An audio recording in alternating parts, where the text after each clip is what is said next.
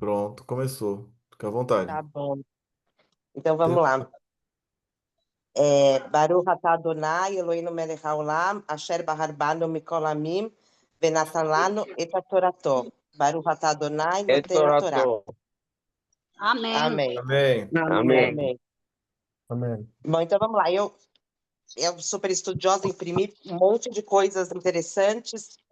Eu vou fazer só um resumo rapidinho, que é a Paraxá Pinhas, começa com Deus concedendo sua bênção de paz e sacerdócio a Pinhas, o neto de Arão, né, sobrinho neto de Moisés, por ele assassinar um príncipe da tribo Shimeon e uma princesa midianita, enquanto estavam envolvidos em um ato licencioso em público, ao final da porção da Torá da semana passada.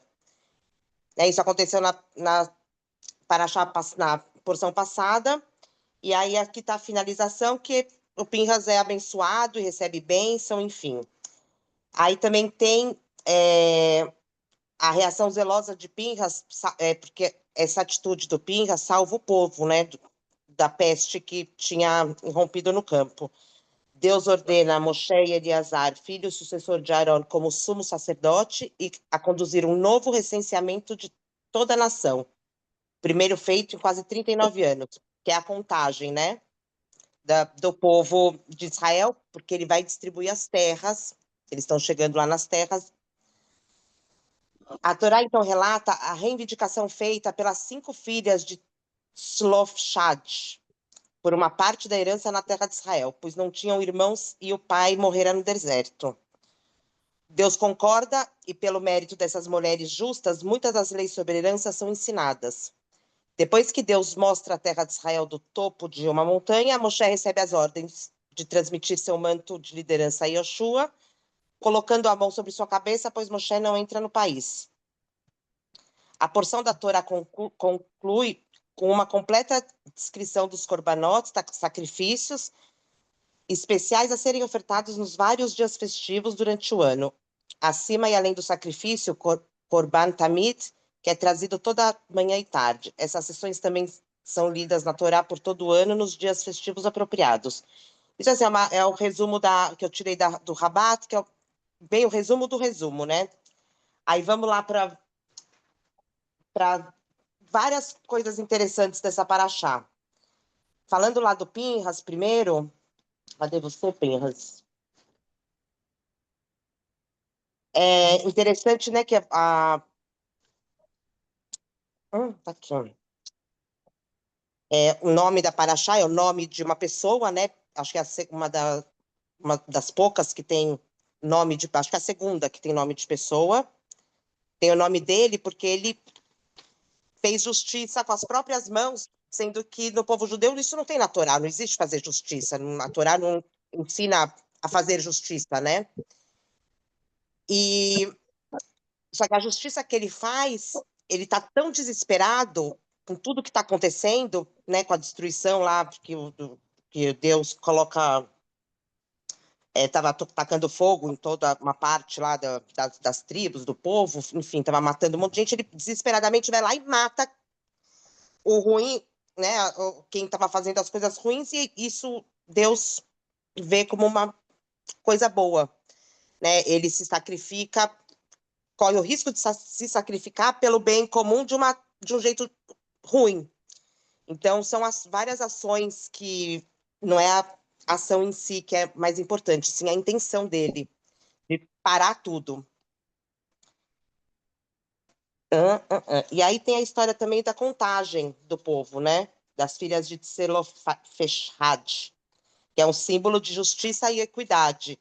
E também é um outro jeito que muda o que está escrito ao pé da letra na Bíblia. Deus muda de ideia, né? Cadê você? Aí eu vou ler um da CIP, comentário da Paraxá da semana do ano passado, feita pelo Rabino Ruben, que eu achei bem legal. A tradição requer transmissão ou transformação, prega conservadorismo ou reforma. Longe dos movimentos atuais e dos termos que o identificam, nossa pergunta se refere: a Torá prega rigidez estática ou diálogo com a realidade e sensibilidade responsável para com suas mudanças? Enquanto algumas ortodoxias tentam nos dizer que a Torá fala apenas uma mensagem clara, imutável e eterna, que não surge interpretações diversas, que não dialoga com a realidade, portanto não muda nunca, a própria Parashá da semana é uma prova contundente do contrário. Nela, a lei é mudada pelo próprio Deus. Uma coisa interessante, na Torá tem letras maiores e menores, ela não é uniforme, 100% uniforme, né? Ela tem espaçamentos diferentes entre um parágrafo e outro, enfim, ela é, né, assim, ondulada, né? Bom, 5 moças, filha de um dos homens que saíram da escravidão egípcia, que morreu no deserto, pediram para lhe dar a terra do pai. Segundo a lei da época, apenas os filhos homens herdavam. Slofchad não tinha filhos homens e, portanto, sua terra passaria a bem público. E suas jovens e solteiras filhas ficariam condenadas à pobreza extrema até encontrarem marido. Por isso, reclamam para Moshe que a lei seja mudada, para que elas possam herdar a terra de seu pai, mesmo sendo mulheres e solteiras. Moshe, segundo o relato, pergunta a Deus o que fazer, e Deus responde a elas, estão certas, e manda mudar a lei. A partir dessa paraxá, quando um homem morrer sem filhos homens, as filhas mulheres herdarão as terras e os irmãos homens do defunto os receberiam só caso elas estivessem casadas. Também no começo da paraxá, Deus muda de atitude. Até agora, nas 3 paraxiotes anteriores, os rebeldes eram castigados e mortos, enquanto que agora tudo é pacto de paz. Quando Deus vê um homem tornar a própria lei de Deus nas suas mãos e matar pecadores, como Deus fez nas paraxiotes passadas, muda para sempre de atitude a regra de paz, compreensão e perdão. Também após o dilúvio, o próprio Deus promete que nunca mais fará dilúvios, destruição e destruições totais. A grande pergunta é por que a Torá conta desse modo essa história, ao invés de estabelecer a priori a modalidade final? No caso específico da Paraxá, por que contar que primeiro existia uma outra lei, que viera pessoas do povo, mulheres simples, e suas críticas desafiou o próprio Moshe a ponto de não saber como agir e precisar da consulta direta com Deus para resolver? Por que dizer que o próprio Deus mudou uma lei em função de uma reclamação humana de pessoas simples? No final do episódio, e antes de serem estabelecidos os rituais de festas, acontece outra mudança radical. Moshe, quem se dirige a Deus, ao invés do contrário que acompanha o texto de toda a Torá, Vayedaber Moshe Adonai Lemor, e manda nomear um sucessor.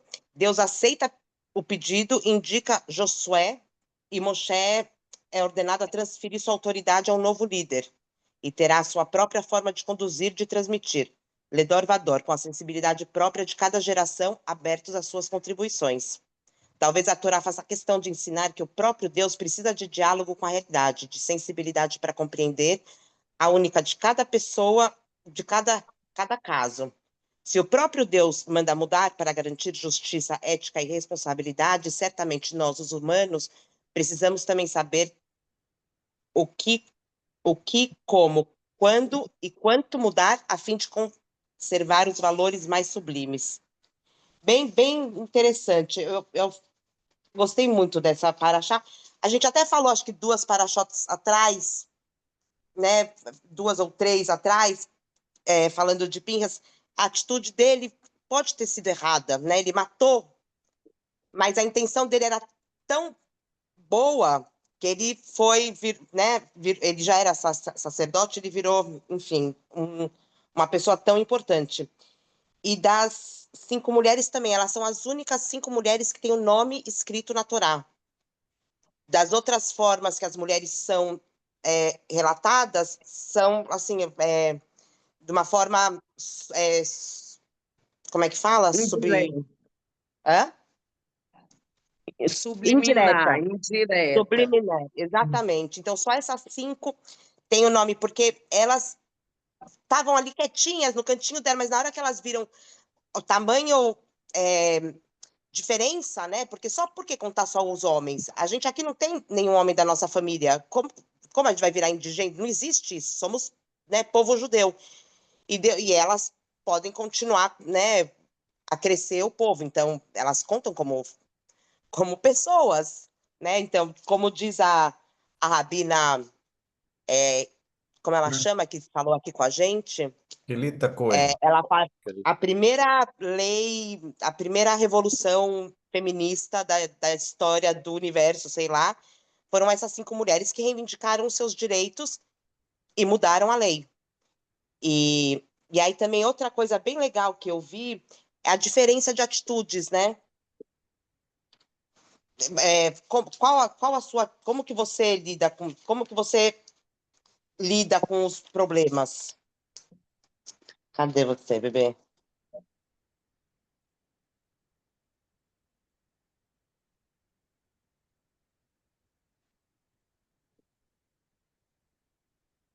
A Neiva que já foi, também.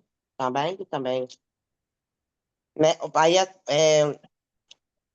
o Pinhas fez uma atitude meio de instinto irracional. Ele foi lá e matou, precisava terminar, fazer alguma coisa, ele foi lá, matou o povo lá, o casal, e isso foi uma atitude boa de instinto e as meninas não, elas pensaram, consultaram as leis, né, todas para achar as brechas, conversaram, tinham um conteúdo para mudar alguma coisa. Então, como que como que essa como que isso a nossa atitude diante de um problema? E né, como que a divisão de terra reflete na equidade e senso comunitário. Isso também acontece com a aceitação da conversão. Como foi difícil fazer a conversão? Quanto teve que batalhar e mais uma vez, e ai, não deu, e agora vai. Só quem realmente quer e batalha pelo que quer e pelo que é instinto, é de dentro para fora, não é nada de fora para dentro, quer de verdade, vai lá e consegue, de uma forma ou de outra, enfim. Então, acho que é bem interessante. É isso. Persistência. É? Persistência. Persistência, porque é uma Persi- coisa que persistência é uma coisa que você sabe que é justo e que é o que você quer, precisa, acredita. Então, elas foram lá. Uma vez meu chefe falou não, A 2 vezes falou não, 3 persistência, vezes falou não, a né? persistência é individual. Isso. Mas quando a persistência individual é para o bem de um todo e não pessoal, é o que faz a diferença, né? Bem Não, mas comum. é que a persistência, ela começa sendo individual e parte do princípio que o que é bom para você é bom para todos. Sim. Entendeu? Uhum. Você nunca vai fazer alguma coisa que não é bom para você. O que é bom para você, você acha que é bom para os outros. Nem Para sempre o que todos, é para bom para todos. você é bom para os outros, mas partindo do princípio que você não faça ao próximo o que não gostaria que fizesse para você. Aí você faz o Isso. contrário. Sim. É isso mesmo. Oi. É isso Né? aí. Ai, que legal. Um monte de gente para falar. Acho que Altair foi o primeiro, né, Elivaldo? A ordem que está aqui, Luciana, é Altair e Rosália. Eu queria, Isso. você finalizou? Posso passar? Ah, Então, eu queria mais uma vez agradecer a presença do senhor Alberto, seu pai, muito apropriado hoje a gente ter a presença dele conosco. E assim, ressaltar, confesso que eu não escolhi, tem a sua paraxá que ressalta o traço feminino na resolução de um problema dificílimo. É uma paraxá que tem o nome delas todas ditas, e aqui eu vou usar o momento para rememorá-las. Malhá, Noá, Roglá, Milcá e Titzá. Toda vez que a gente fala o nome de alguém, a pessoa é lembrada e aquilo é um renascimento. Então, e conduzida por uma mulher, que é o principal objetivo desse estudo aqui, que é trazer o protagonismo feminino no estudo da Torá. Esse é o, esse é a persistência nossa aqui, e isso é muito importante. E a gente, na hora que olha uma paraxá como essa, que olha essas mulheres persistindo no direito delas, fazendo o primeiro recurso ao Eterno, sendo atendidas no direito delas, a gente nota como é importante esse tipo da presença e do protagonismo feminino no estudo da Torá. Depois eu tenho uns outros comentários aí, mas eu gostaria agora de abrir para quem quiser falar.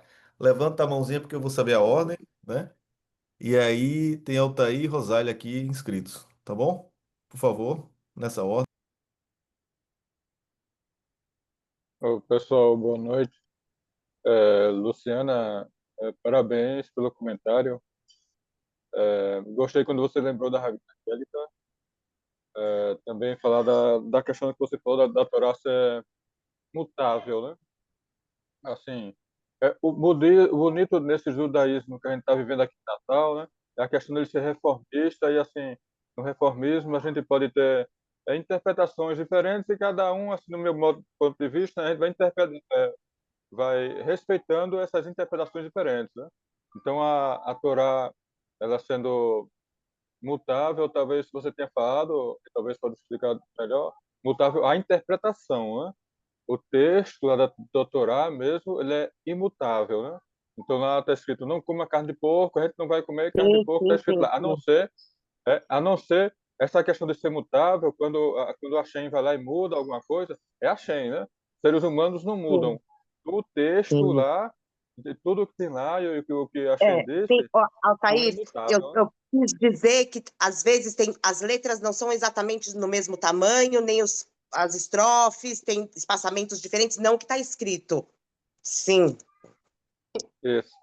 E quando você lembrou da Rabina Kelita, eu gostei das palavras dela falando justamente do judaísmo rabínico, né? Não era uma crítica, era apenas uma realidade, né? De ser um pouco assim, eu vejo assim um pouco engessado, né? E não dá muita liberdade para opiniões diferentes, com interpretações diferentes, né? Então eu tenho uma interpretação, eu vejo Pinhas como um herói do povo judeu, não é isso?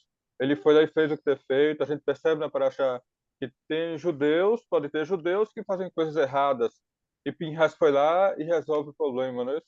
É bonito o judaísmo que a gente tá vivendo e que todos da comunidade acabam respeitando essas opiniões diferentes. Não é isso? Obrigado, Luciano. Parabéns mais uma vez. Obrigado, Altair. Rosália, por favor. É, deixa eu baixar a mão. Baruch Hashem. Baixou a mão? Baixou. Ótimo. Luciana, parabéns. Boa noite a todos. Eu estava com muita saudade dos comentários, da sua alegria na sala. Sabia que era por motivo de força maior que você estava ausente, mas graças a Deus você voltou com tudo. E esses comentários que você pesquisou tão bem esclarecem milimetricamente a Paraxá, e eu gostaria de dizer que a lei é para a vida, não é a vida para a lei. Então, quando Deus ele não está mudando lei, ele está querendo mostrar para a gente que a lei não é para sacrificar o homem, não é para prejudicar, não é para endurecer. Como no caso do rapaz que num Yishuv ortodoxo estava andando de moto para o Kabbalat Shabbat na sinagoga. Aí, quando o rabino chegou próximo para ver, tinha uma inscrição, uma permissão rabínica, porque ele não podia andar. Ele podia andar para descer até a sinagoga, mas ele não podia subir, que ele tinha problemas de locomoção. Então, foi permitido que ele fosse para não a lei de não dirigir no Shabat ou de etc., não pode excluir as pessoas que não podem se locomover, entendeu? Então, nesse caso, em outros casos também, Deus volta atrás e gostaria de lembrar uma das voltas atrás de Deus, não foi uma lei, foi um desejo dele que ele manifestou a Moisés, que ele queria que toda a nação judaica fosse destruída e que ele faria a nação judaica vinda da herança de Moisés. Então, Moisés mostrou por A mais B que aquilo não era razoável para Deus. E então, com isso, ele mostrou que realmente o povo judeu, com seus defeitos, com todas as 12 tribos. Não entendi. Com todas as 12 tribos, é até hoje o povo amado de Deus, o povo santo de Deus. Então, Kola Kavod, por citar essas mudanças de Deus, mas nós também devemos mudar quando o bem é superior, quando o motivo é de força maior. Então, a lei não deve vir para aprisionar, e sim para libertar. É isso, inclusive que nem o Pesach Sheni, que é né, depois de um mês sai Isso, do Pesach Sheni, para as pessoas que estavam enlutadas e não podiam fazer. isso. É assim como o jejum, tem pessoas que estão doentes, ou são idosas, ou crianças até tal idade. Eu sou liberada do jejum. Isso, Mas isso. tem, né, o importante não é o ato em si, a intenção e o que está por trás, né, é mais importante. E Deus mostra aí. Deus sabe quantas pessoas tem. Ele não precisa que Moisés conte e fale, né? Por que ele fala para por que ele fala para Moisés conta? Deus sabe quantos tem. Porque para mostrar isso, né? Olha, é assim que é. A gente tem que abrir exceções em casos que realmente a intenção for maior, enfim, é legal isso. Existe a proibição de contar, mas em certos momentos o próprio Deus pede para contar, né? Agora, o rei Davi foi infeliz que contou quando Deus não pediu, né? E sofreu. Meu avôzinho. Mas tem uma coisa muito interessante nessa história toda. Hum, Deus, ele, ele mostra várias, vamos dizer assim, várias provas que ele existe e que ele sabe como que o universo comanda. E no momento que ele começa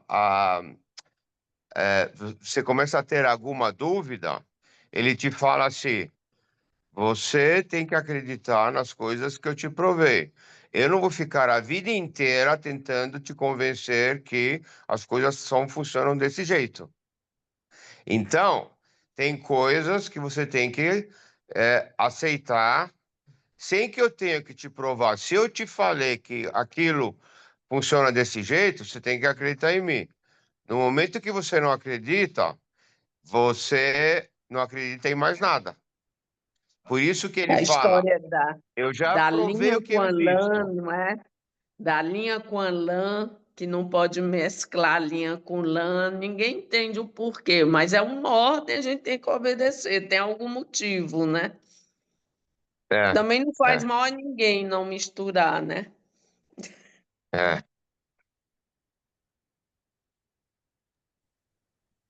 A Dona Liette, Eliette está com a mão levantada. É? Dona Liette, a senhora quer falar? Pronto. Boa noite. É interessante, Onivaldo, que as coisas de Deus, elas são tão encantadoras. Vocês estão me ouvindo, né? Estamos ouvindo. Estamos. Isso. Então, Tão assim encantadoras que a cada ano a gente repete a Torá. Mas cada paraxá que você vai abrir para ler, você encontra algo novo, algo de interessante. É incrível. Eu estava vendo aqui a paraxá que o povo começou a errar em Sitim, né? E, de repente, 24 mil pessoas elas foram mortas. E eu já vi pessoas até condenando o Pinhas pela morte do Zimri e da Cosbi. Mas aqui, pelo que eu pude entender, o Eterno, ele aprovou essas mortes. Até porque, né, eu já vi pessoas, eu acho que a pessoa se equivoca nesse assunto, mas é que nem a Rosália disse, se ele diz, a gente tem que obedecer. A Torá que está mostrando que, para Deus, ele foi aplaudido por Deus, porque ele evitou, com o assassinato desse casal aqui, ele evitou que mais pessoas fossem assassinadas, porque a gente tem que entender que o Eterno, ele andava diariamente nesse acampamento. E era uma ordem que o Eterno tinha dado deles não se misturarem com pessoas que não fossem israelitas. E ele aqui, ele foi teimoso. Essa mulher veio, né? E convenceu ele, e ele levou ela para o acampamento. No momento que ele levou ela para o acampamento, a Cosme, o Eterno ali foi assim uma afronta ao Eterno. E então, eu acho que até o Espírito de Deus, naquele momento, se apossou do corpo do Pinhas, né, do Pinerrais, ou do Pinhas, como é o nome hebraico dele, e ele atravessou os dois com a lança. E no momento que ele atravessou os dois com a lança, ele aplacou a ira de Deus, porque 24.000 pessoas já tinham sido mortas. E foi aplacada a ira dele assim que ele assassinou, que ele matou essas pessoas. Não é que ele fosse uma pessoa má, até porque ele era um Cohen, né? Obediente ao Eterno. E justamente essa morte essas duas mortes, foi em obediência à palavra de Deus. Porque se ele não tivesse feito isso, muita gente ainda ia morrer. E ele aplacou a ira de Deus. É tanto que aqui, no capítulo 468 da Torá, ele diz assim, e falou o Eterno a Moisés, dizendo, olha o que foi que ele disse, Pinhas, filho de Elazar, o filho de Arão, o sacerdote, desviou a minha ira de sobre os filhos de Israel, ao levar minha vingança entre eles, e assim eu não consumi os filhos de Israel com minha ira. Olha aí. Aí a gente não pode questionar isso aqui, porque é uma própria coisa que é Deus quem está falando isso. E eu acho que nas paraxá passadas, uma pessoa, se eu não me engano, eu posso até estar equivocada, ela até achando, não, ela discordando, né? Assim, tipo criticando o Pinhas. E um Ravê, ele se levantou e disse, não, o Pinhas, ele fez o que era certo, e realmente ele estava certo. Porque esse Ravê, eu não lembro mais quem foi, não sei, não lembro mais. Então, às vezes, a gente lê a Torá e a gente não entende. É tanto que quando eu vou fazer a leitura da Torá, eu faço a minha reza e peço a Deus, Deus, me dê sabedoria, entendimento, para que eu entenda a Torá de acordo com a tua vontade, não com a minha vontade, que é humana. Gente, muito obrigada. Era só isso mesmo, viu? Tá. Muito obrigado, dona Leti. Quem mais quer acrescentar? É isso mesmo. Eu até, em uma das coisas que eu estudei, ele fala bastante sobre os rabinos ortodoxos, né? Como que eles podem discutir isso por séculos, né? Porque uns acham muito errados e outros acham correto, mas o importante é que Deus ficou tão em choque com o que ele fez que ele esqueceu a ira que estava sobre o povo judeu. Então, ele teve um instinto animal, né? Foi um instinto animal que, quando você está mais. Quando você segue seus instintos, você está se conectando com Deus, né? Assim, Pinhas pode ser o instinto que cada um tem dentro de si. Quando as coisas acontecem assim, são coisas de Deus, mínimas coisas ou coisas mais grandiosas. É quando você está mais sensível a se conectar no que você acredita, enfim. Bem legal. Era o zelo pelo eterno. É. Verdade, Bem, Rosário. hoje tá se falando muito, muito, né? Com tudo que está acontecendo na realidade, nós estamos vivendo uma realidade hoje onde estão acontecendo praticamente milagres, que ninguém sabe como que pode acontecer. Então, tem coisas que estão acontecendo hoje no dia a dia, na situação desses conflitos que está tendo, que são inexplicáveis. Por que que acontece? Como que acontece? Que são os famosos milagres que vêm nos últimos 5.000 anos, 5 milhões de anos que acontecem tudo isso, né? Então, se a gente vê a história do povo, que começou com o povo hebreu, né? E aí começa as histórias do Abraão, do Isaac, do Jacó, as histórias da venda do Jacó para os É, beduínos, que foi parar no Egito, que aí teve a escravidão, e aí veio Moisés e salvou, aí eles foram para Israel, aí depois veio até começar no Holocausto. Depois do Holocausto veio, e nós estamos indo na guerra de hoje, e hoje a gente vê os, a inteligência israelense conseguindo explodir todos os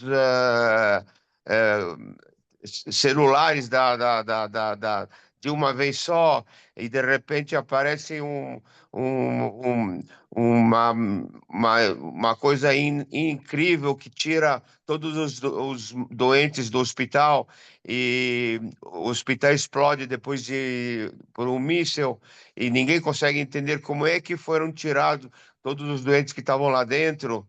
Então, são todos milagres que aconteceram e que continuam acontecendo, e isso faz com que a gente acredita que existe uma força maior que conduz a gente e faz o melhor para a gente. Até mesmo tudo que aconteceu das pessoas que foram sacrificadas, que sofreram, né?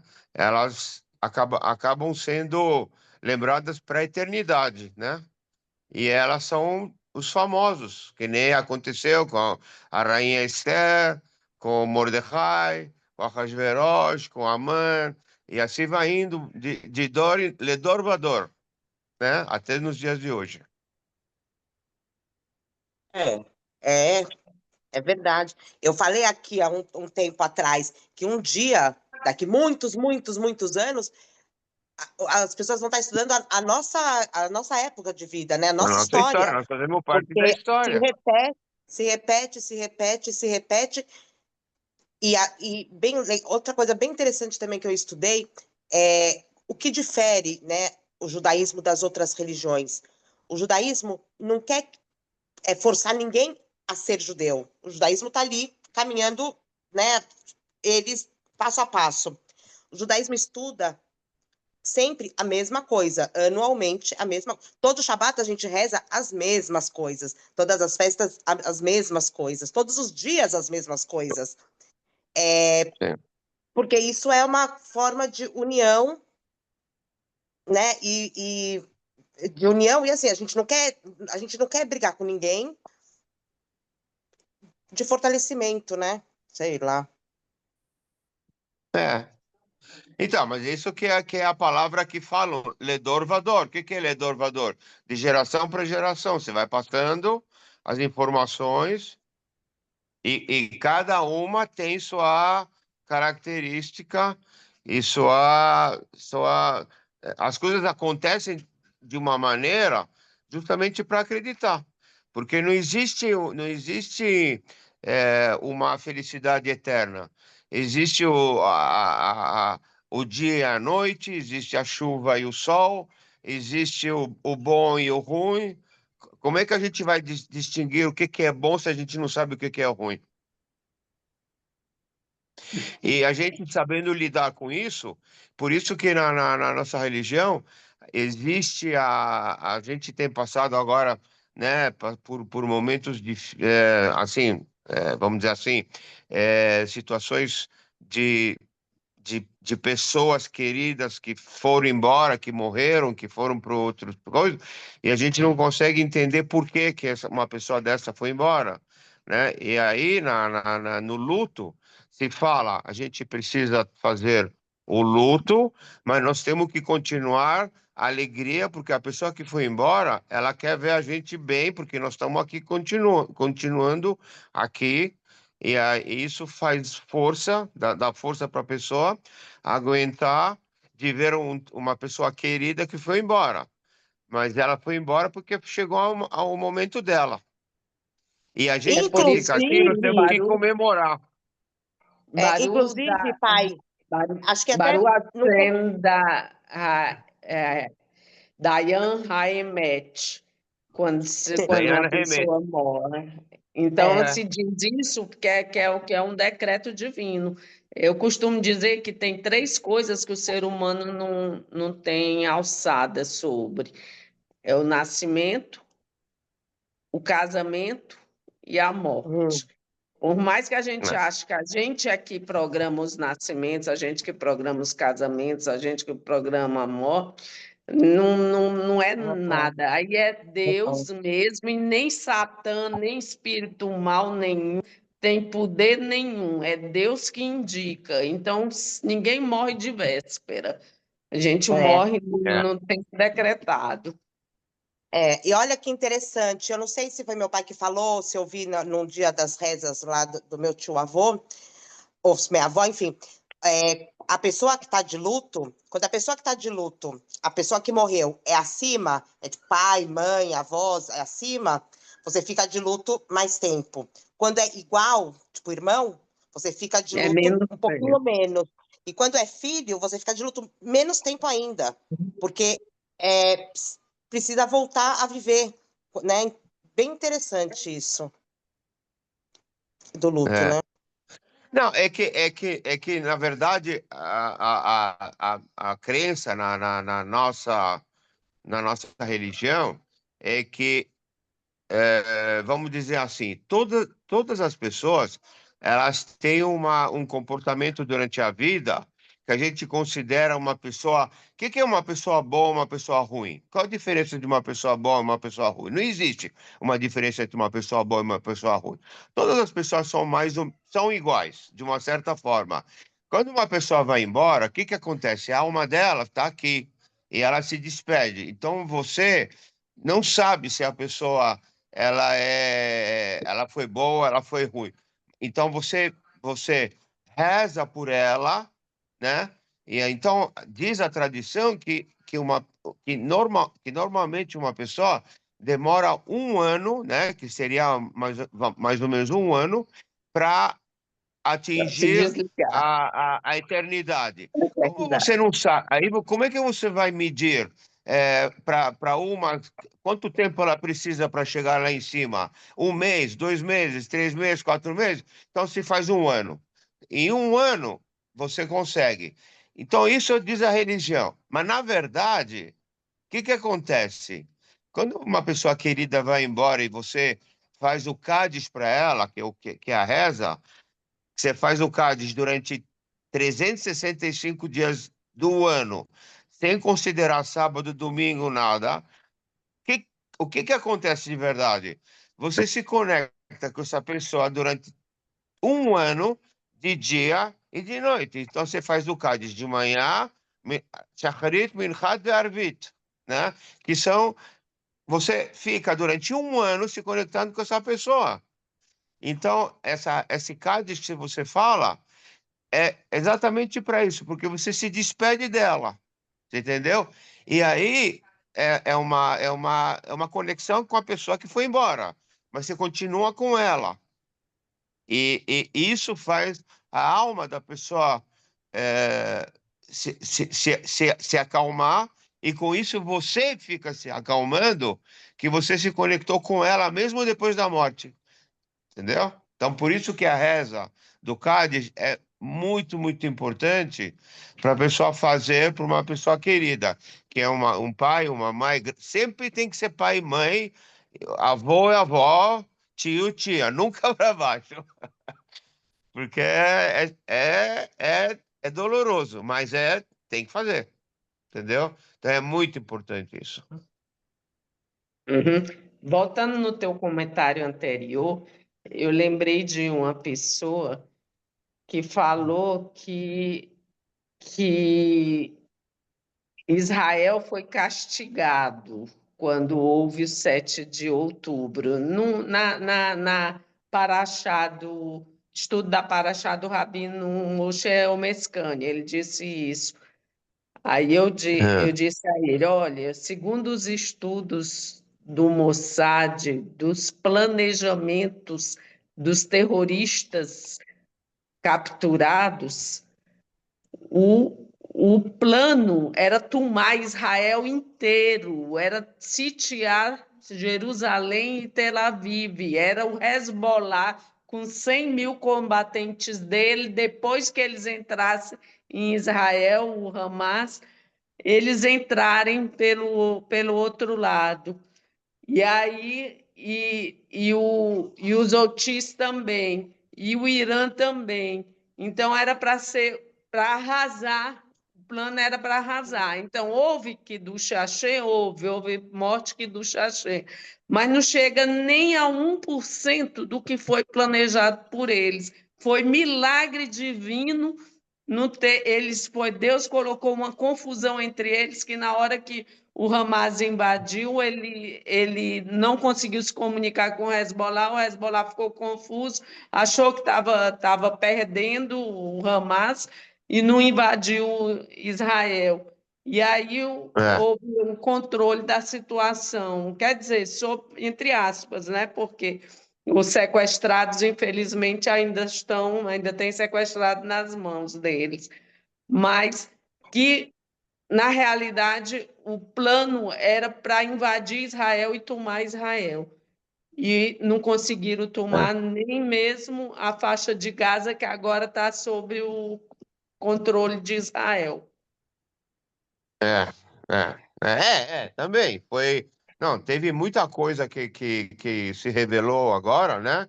Que foram coisas que demoraram anos e anos de filtração do comando do exército de Israel, que foi se infiltrando lá dentro e acabou entrando com conhecimento e com tecnologia para justamente se defender, mas são coisas que demoram anos e anos e anos. Mas isso aqui é uma coisa que já é feito pelo exército de Israel já faz milhares de anos, que é a mesma coisa, né?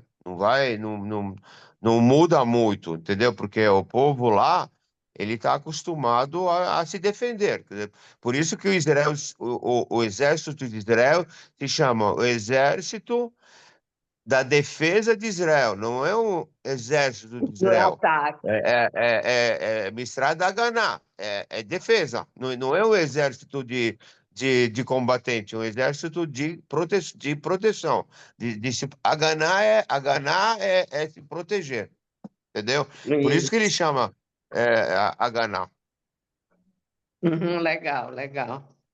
É. Não é um exército de combater, um exército De de conquistar, colonialismo. um exército de agressão, é um exército de proteção. Por isso que ele chama Haganá. Haganá é a proteção.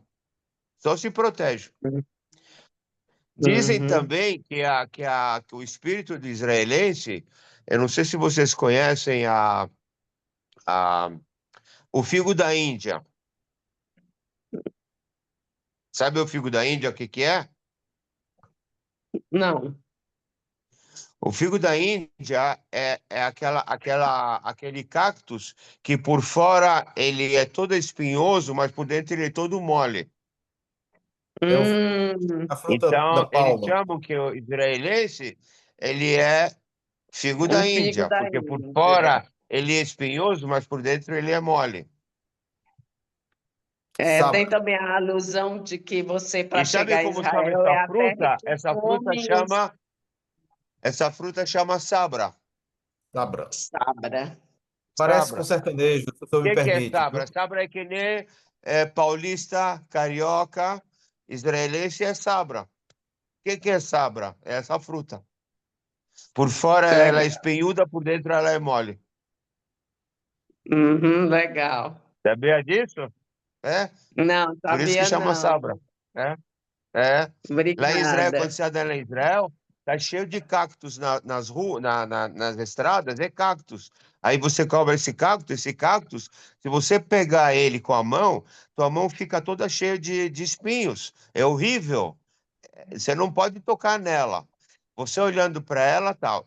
Para você tocar nela, você precisa pegar ela, colocar ela na água, tirar todos os espinhos, abrir ela, aí come lá dentro. Lá dentro ela é doce, mole, uma delícia. Mas por fora ela é um cactus que No, te ser- machuca, que te espinha, que te dá coceira, que acaba com a tua vida. Você fica com no, aquelas espinhas lá, Deus me livre.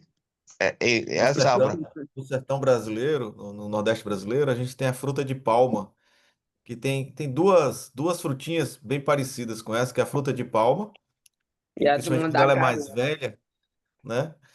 O do mandacaru e é, aquele que a gente chama cabeça de frade também. Não sei quem conhece, que é do sertão conhece, que a frutinha é bem Sei, pequena assim. sei. Então, tirar aquela é, frutinha do lugar dela é muito difícil, porque é um monte de espinho assim. Mas na hora que você tira, e ela é muito doce e suave assim. Eu queria é. pegar essa tônica dos milagres, né? Da nossa relação com o divino através dos milagres. A gente pode fazer isso numa incursão multimilenar e lembrar fatos de milagres. A gente tem os Hagim para isso, né, principalmente, né, que a gente pega fatos multimilenares de muito tempo atrás, e aí a gente lembra esses momentos e festeja e tal. A gente pode fazer isso diariamente com as nossas rezas, né? Modelo Nifaneha, Melechai Vikayan, Sheresarta, Belibinis, Patim, Remlar, Abai, Munaterra. A gente está falando do negócio que é supra-milagre, que é ter o eterno acredita na gente. É antes do milagre. É a causa do milagre, eu diria. O eterno acredita É. na gente. Tem a segunda tefilá, Não, que é o מודה אני quê? לפניך, Sim, מודה אני לפניך, אומר חי וקיים, שהחזרת בי נשמתי בחמלה אמונתך. Agradeço a exatamente. você que você trouxe minha alma de volta. Exato. E no final, Rabai Munaterra está dizendo o quê? מודה אני לפניך, Você מלך חי וקיים, confia mais um שהחזרת dia בי em mim. נשמתי. Porque quando a gente dorme, a nossa alma Aham, vai embora.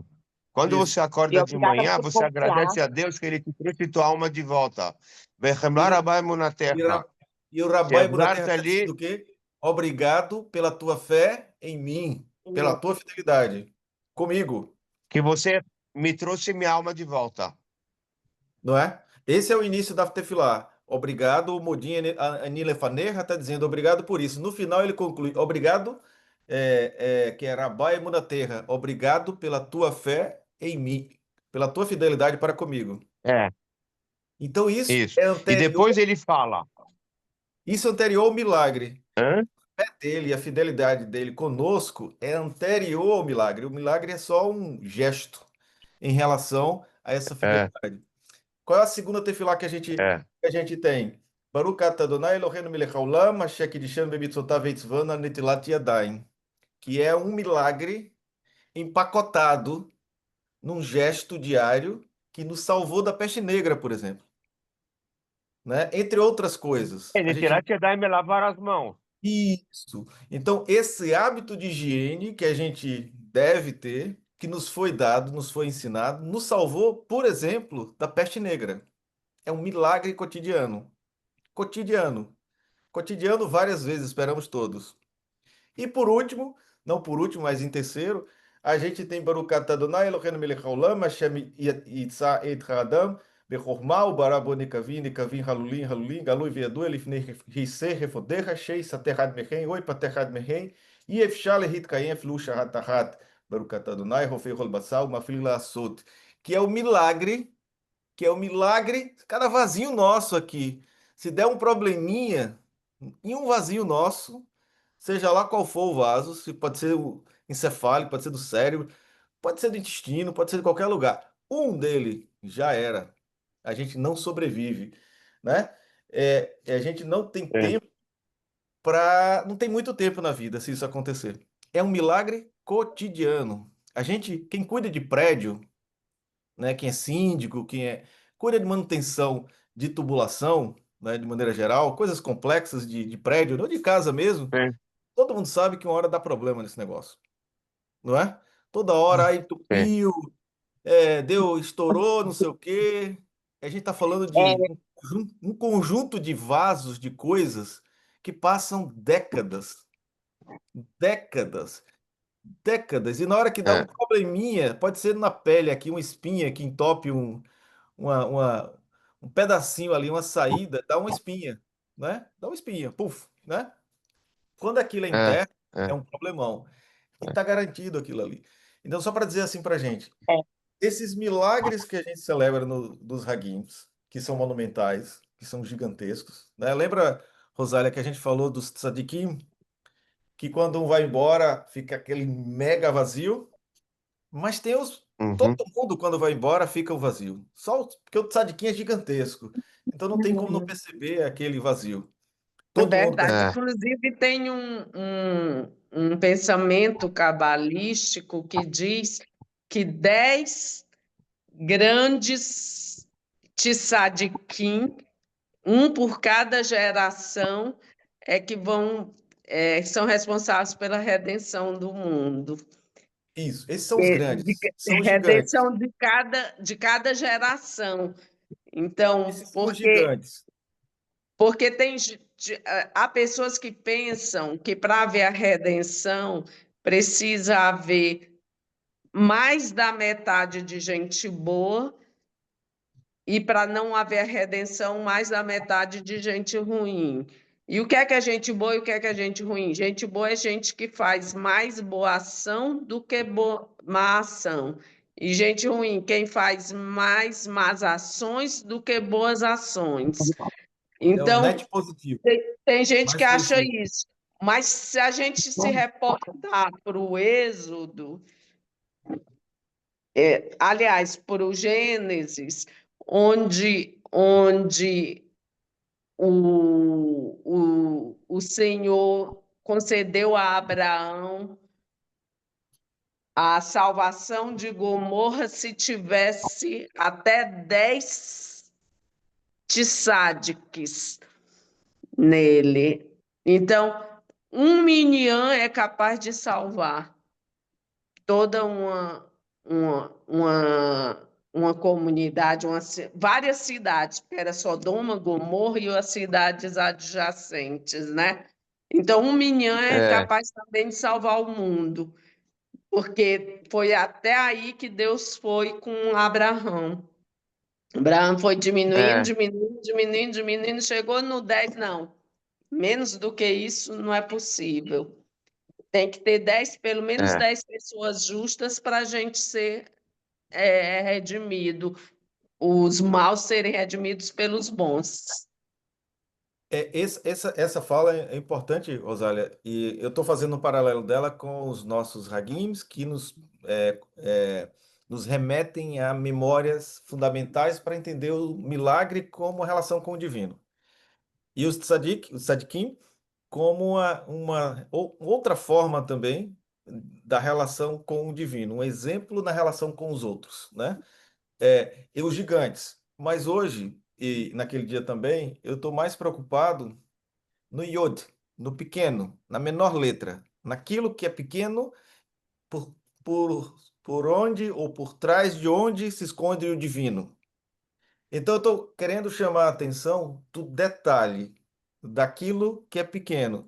Então, é importante a gente ter clareza nos gigantescos milagres que nos aconteceram, óbvio, é fundamental, mas também é importante que a gente tenha clareza dos pequenos, entre aspas, milagres que nos acontecem, porque através deles também, esses são os nossos iodim, né? São os nossos, esses pequenos também escondem através deles o eterno, a A divindade, grandeza do eterno, né? certo? E aqui, hoje, eu faço um convite para vocês para olhar qual é a primeira e qual é a última letra da Paraxá. Vav e Rei. Só olhar, vai lá e olha, Vav e Rei. Essas duas letras estão associadas com o quê? Conexão com o eterno, a Yud, presença do Vav, eterno, Rei. certo? Vav e Rei, as duas primeiras. Como a gente faz, a Kabbalah, né, sugere para a gente qual é a primeira e a última letra da Torá, né? Bereshit, né? Começa com o quê? Com o Beit. É. E a última letra, qual é? Fica para. Qual é a última letra? Tá, Alguém sabe? Dá uma folhada rapidinho tá. aí. Hã? Bereshit? T, Não, T? não, a primeira letra da Torá Ah, e a última letra da Torá. Aqui a gente está falando a primeira da Paraxá e a última da Paraxá. Vav, você vai, vai da Ber Adonai El Moshe Lemor. Essa é a primeira letra, Vav. Qual é a última? A gente vai lá no final e olha, é bem simples, e a gente vê que a última letra dessa Paraxá, que é uma separação razoável, é Rei, beleza? Que Aham.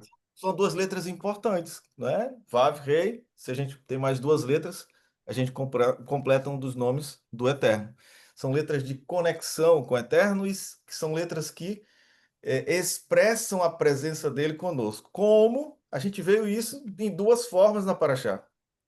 A gente viu naquela expressão que alguns têm dificuldade de aceitar de Pinhas, certo? E ele dizendo, ó, a gente encerra essa praga, essa morte coletiva, a morte de muitos, agora com isso. E a gente tem a presença dele num pedido muito polido, muito educado daquelas senhoras, daquelas mulheres que pedem para, vamos ver melhor essa lei da herança aqui.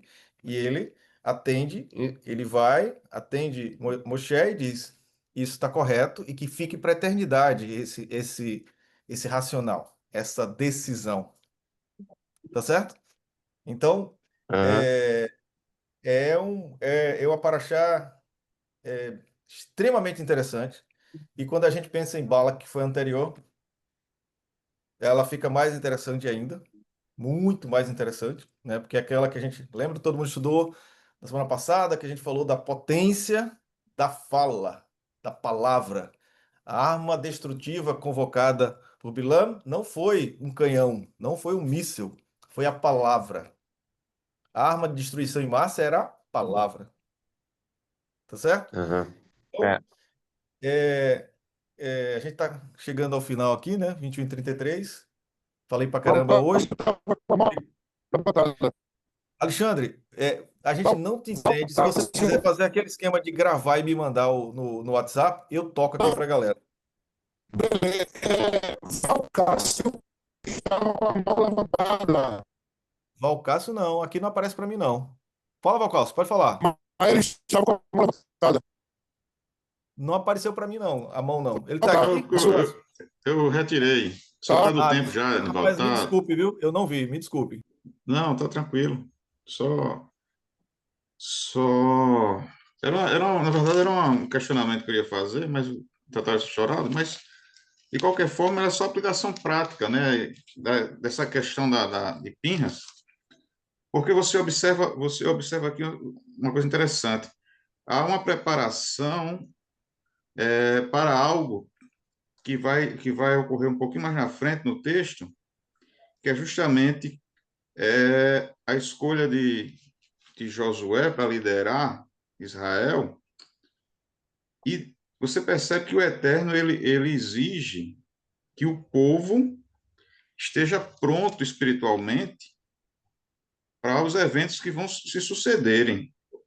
A questão que eu queria levantar, e aí fica, é aberto para quem pudesse contribuir, como na atualidade, da perspectiva religiosa, eu posso retirar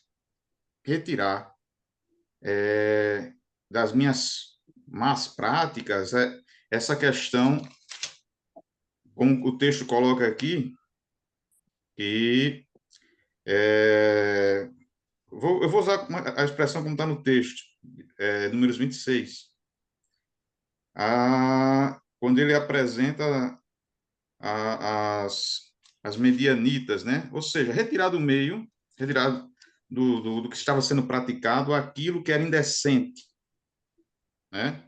Porque nós temos, foi bem colocado aí, eu achei interessante quando vocês começaram a falar sobre a invasão do Hamas, como o senhor Alberto colocou aí a questão do exército, como o exército se porta, mas eu vejo que muitas vezes a gente se atém muito a essa questão da perspectiva histórica, mais, eu diria, até científica da coisa, mas espiritualmente. Como eu me preparo, como eu retiro, como eu me preparo espiritualmente para eventos que eu terei que enfrentar daqui mais um pouco.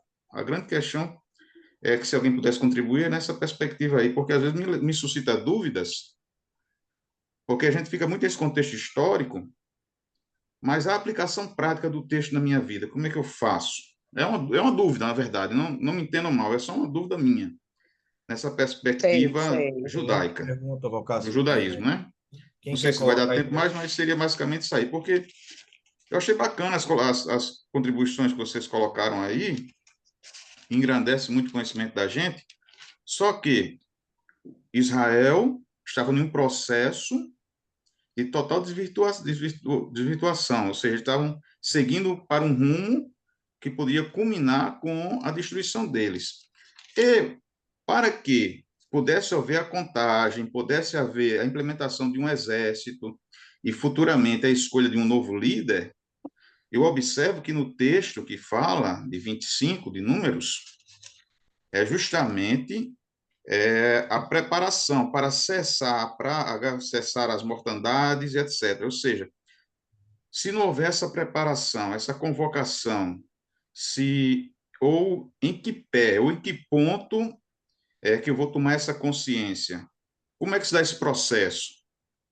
Porque eu vejo muito isso aí no texto, mas em dias atuais, o que seria? O que isso representaria, né, da perspectiva da minha fé? Né? Para que eu não possa ficar apenas analisando de uma perspectiva de fatos meramente históricos, mas espiritualmente. Qual a aplicação prática desse texto na minha vida? Não sei se eu consegui ser claro nas minhas perguntas aí. São dúvidas. Se alguém puder contribuir, eu agradeço.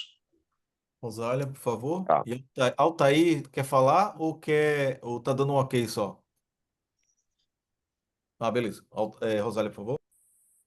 É, eu gostaria de dizer a essa sua questão que, tanto em momentos de guerra de Estado, quanto em momentos de conflitos familiares, laborais, comunitários na nossa sinagoga, etc., eu recorro à recitação do Terrilim.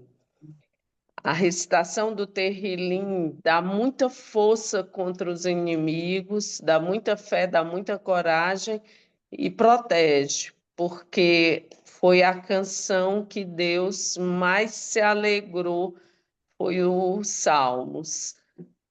Então, eu me comporto dessa forma. Claro que não é só a recitação do Terrilim, é promover a paz, promover a união, promover a,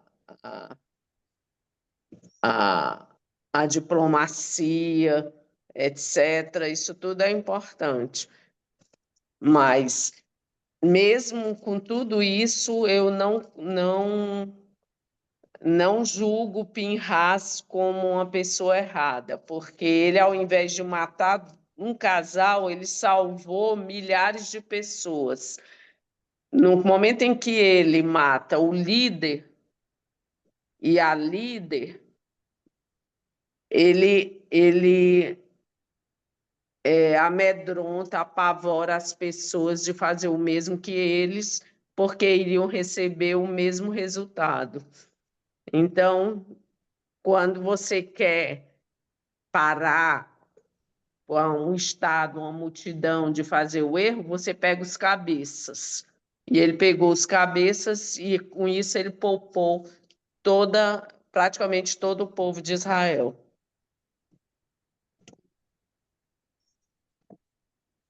Bom, agora o que mais? Eu tenho talvez, não sei se é uma resposta, Valcácio, mas uma sugestão rápida. Assim, estava discutindo isso com meus filhos agora semana passada. Eles estão longe de casa, os dois já saíram de casa, são jovens, muito jovens. Minha filha tem 19 e mora fora, estuda fora. Meu filho tem 23, 24, faz semana que vem, se Deus permitir. E mora fora também desde 17, 18. Então a gente fica ali procurando ver o que que pode fazer numa condição dessa, certo? Não é muito, não é igual quando ele está embaixo da sua asa, não. É bem diferente. Então, a minha sugestão para eles foi, ó, eu, quando preciso resolver um problema importante, quando eu vejo ele com antecedência, quando me é permitido isso, eu começo a estudar provérbios para acalmar meu coração, né? Para deixar meu coração em paz, né? É, a gente tem um provérbio 4:23, né, que diz que a gente deve cuidar do nosso coração com toda diligência. Por quê? Porque é dele que provém as fontes da vida. É dali que vai sair a boa decisão. Não tem outro lugar para sair. Mas eu percebo que a sua pergunta tem um aspecto específico ali na direção do engodo, não é? Que foi uma proposta de Balak, de Bilam, para, ó, eu não posso fazer nada, mas se eventualmente o povo se desviar, ele fica vulnerável. Isso foi, e aí propõe um engodo, e é em cima desse engodo que age Pinhas. Eu não sei se foi isso que você colocou, se foi nessa direção, pelo menos você não foi explícito, mas eu entendi assim. Se é É assim, isso mesmo, é nessa eu visão acho aí. que a reflexão e o coração em paz nos afasta do engodo, nos afasta daquela coisa que é muito sutil e que procura, que nos ataca na sutileza, certo? Então, o coração em paz nos dá essa sabedoria de perceber isso. Não sei se responde a sua pergunta, mas foi o mais próximo que eu consegui pescar aqui. Uhum. Tá bom. Tá me ouvindo melhor? Divaldo, Ótimo. rapaz, não dá para entender, não. Se você tiver uma fala, Então, deixa joga aqui quieto, rapidinho. não, A deixa gente já quieto. passou um pouquinho o tempo, viu? Joga aí, Não, por deixa favor. quieto, deixa quieto. Joga aí no WhatsApp. Não, deixa Isso. quieto. 10 horas a minha carruagem vira abóbora. Eu preciso ir dormir. É, Então vamos a isso, pessoal. Muitíssimo obrigado bom, mais uma foi bom, vez. pessoal. Foi muito boa a Muito conversa. Gostei legal. muito. Foi. Parabéns pela integração Iniciativa. aí, né? Cada um dando a opinião, cada um colocando. É sempre aprendizado. Gostei muito. Legal. E E vamos um dia você vai ser continuar com esse convidado para pensamento você fazer. positivo. E um dia você que vai vir fazer aqui o comentário da Paraxá, Nivaldo. Vamos pôr ele Opa, na lista uma vez. opa, excelente sugestão. Já vou pedir para a Luciana coletar essa data aí. Vamos começar lá no Bereshit bara Elohim et hashamayim ve'aretz. Já, o calendário já está pronto. É só o senhor me dizer a data, o calendário do próximo ano já está prontinho aí. Tá certo? É, Já tá está bom. pronto. Tá bom? Tá Muito ótimo, obrigado gente. pela Boa Tá noite, presença. bom, então. valeu. Foi uma Até honra. Shalom, semana que Boa shalom, noite para boa vem. noite a vocês. Kola todos. Bom Kavod, descanso aí. Kola Kavod Shalom, boa Kulam, noite. Nayum Tá bom. Tchau, tchau, Maria, tchau. Shabbat tov. apareceu. Tchau, Shabbat Shalom. Shavuot. Shavuot Já Tov, é vou. verdade. Shabbat Shalom.